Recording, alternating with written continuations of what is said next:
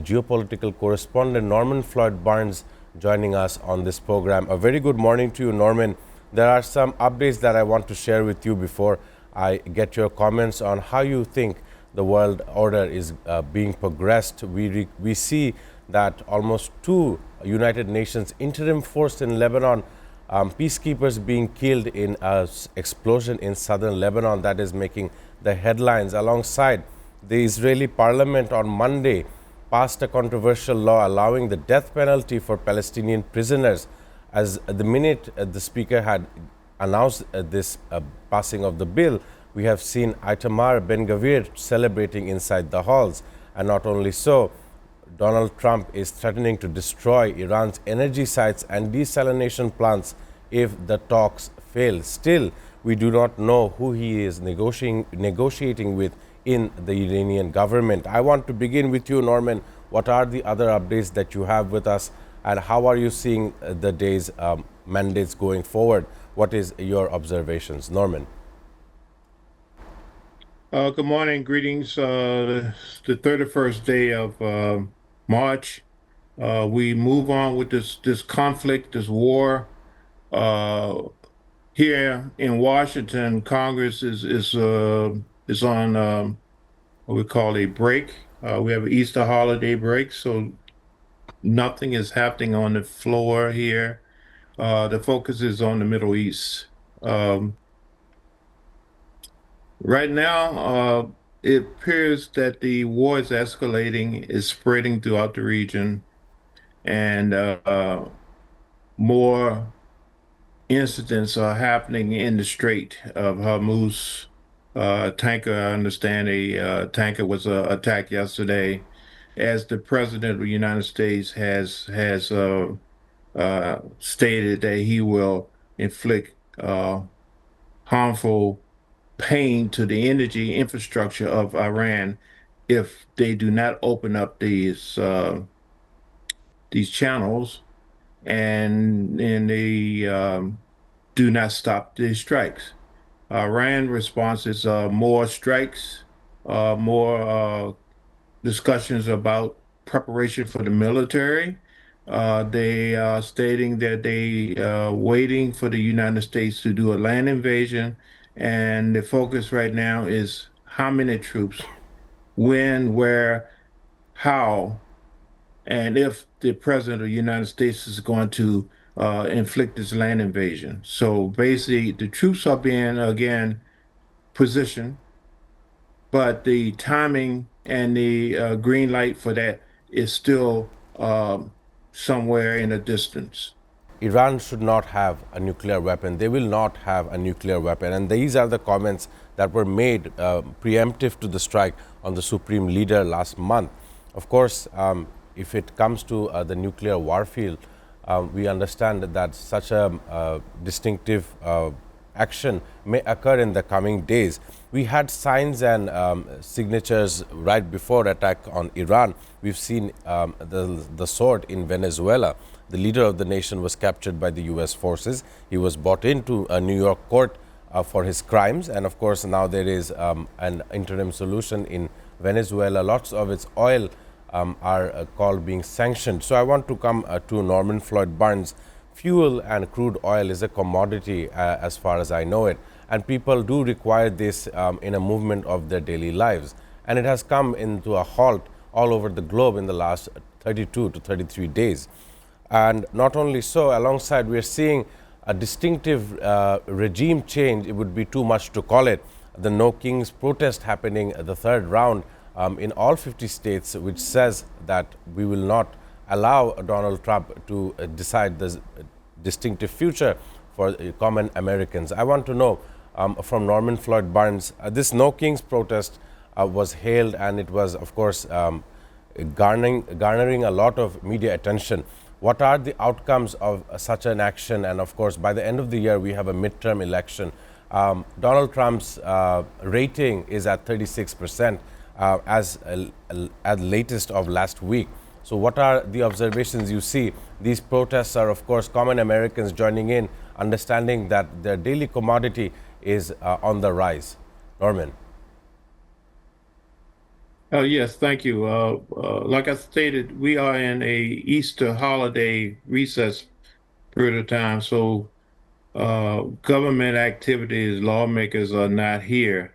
But the consensus is that the people uh, through the No Kings, you notice through the No Kings rallies and parades across the United States, it's very clear that they do not approve of the current administration's activity regards to the homeland and more importantly, the foreign policy dealing with this situation in the Middle East. Uh, we still, as a people, do not understand our role in this conflict with Iran. Why we there, what we doing, and we are getting conflicting information that we're in week five of six-week project program, which we will be ending. They keep telling us that the war is over, the enemy has been defeated, but we still getting these news flashes about attacks, killings, death going on. So it's a disconnect between the communications of the current administration and the people. At the same time, all this is happening. We're noticing the increases in everything we do, from gasoline to food, uh, transportation. Everything is costing more, and there's no explanation why this is happening, except that we are engaged in a conflict which is causing problems around the world. Uh, there's difficulties getting raw materials in. Farmers are now saying they can't grow their crop because they can't get fertilizer. The fertilizer emanates from that region and they don't have the access to that, so things cannot grow. So the markets are now looking at the future. So where do we go from here? Where do we go? How long is this conflict war is going to continue? All in purposes, it looks like it's not going to end anytime soon because of, we got the Houthis coming in. We got other parts. There's even talk about African nations getting involved in this global event. Correct. So right now, the world is basically staging and waiting and see exactly what is real and what is not real. Right now, we're getting a lot of artificial information, a lot of promises, but only thing we're seeing is basically the cost of living is increasing, and our troops are now being deployed to a mission which no one understands. I want to ask Norman this important question. You mentioned some African states trying to come in to this war. We took to social media, we figured it out. A Ugandan general was stating that it would come to Israel's defense if it seen Israel was losing out in this matter. And there is a news that actually coincides with this news coming out. The IDF, Israeli Defense Forces, are seeing a manpower shortage to uphold their positions. However, if you compare it in contrast to Iran, even after killing of majors or leaders, the top brass of the military personnel, there is always someone calling the shots afterwards. So it's important to understand how this battle is going on. And not only so, in the studio, Professor Amina Mohsen spoke slightly about the European nations and the lack of support of NATO coming into this war. There has been an example set by Spain in which the leader of Spain had said that he will not see to any kind of involvement into this war on Iran. So there has been numerous condemnation from around the world, and eventually time is the matter here. The longer this war lingers on, the more lives are going to be affected. Some will face unnecessary death, and some will have to live on with the consequences. So I want to see how do you expand on this? Even Europe and NATO did not seem to support a U.S. action inside Iran. Norman. Yes, thank you. Due to time, I'm going to be somewhat brief on this. trust. Right now, I mentioned no one understands why the U.S. is involved in this event. Uh, Israel, we see Israel is on a destructive mission of destroying the region, particularly Lebanon. We still have Gaza in ruins. It looks like that tradition is carrying over to Lebanon, and the U.S. is a partner viewpoint by the world to this travesty conducted by Israel.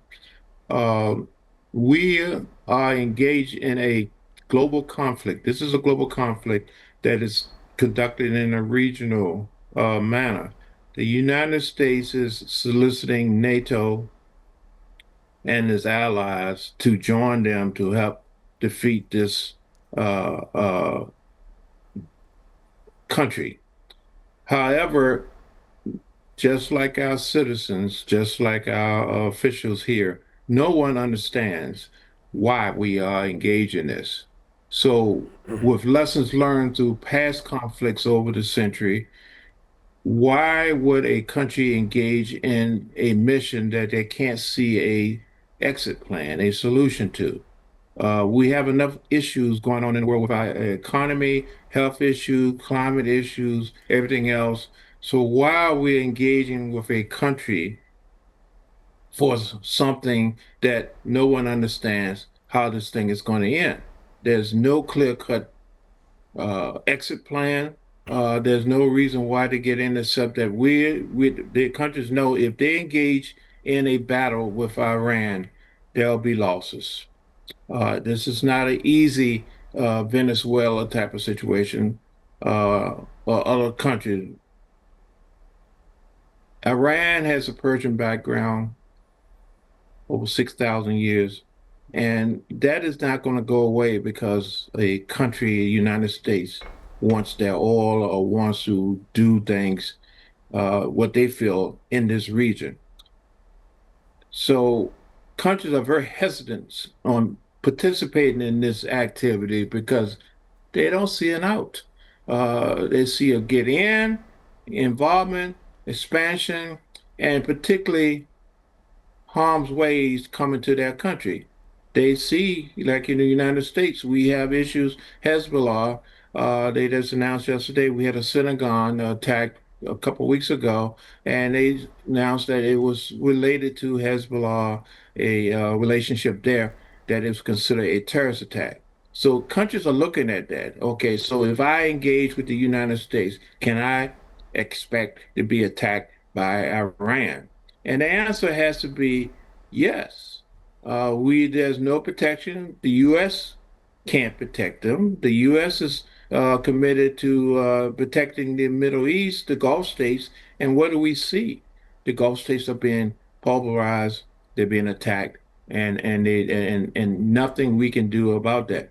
So engaging in this war of one against this country without clear this objectives is something that people are now wising up to and say, hey, I'm not going to get involved in someone else's fight, and I don't see an exit plan. All I see is hurt, hurt, and pain to my country. And this thing will go on and on and on and on throughout the globe. So what I'm seeing is that countries are very reluctant in engaging in this endless war, a continuation of what Israel is doing, an endless war with the world. So that's what I see. Thank you.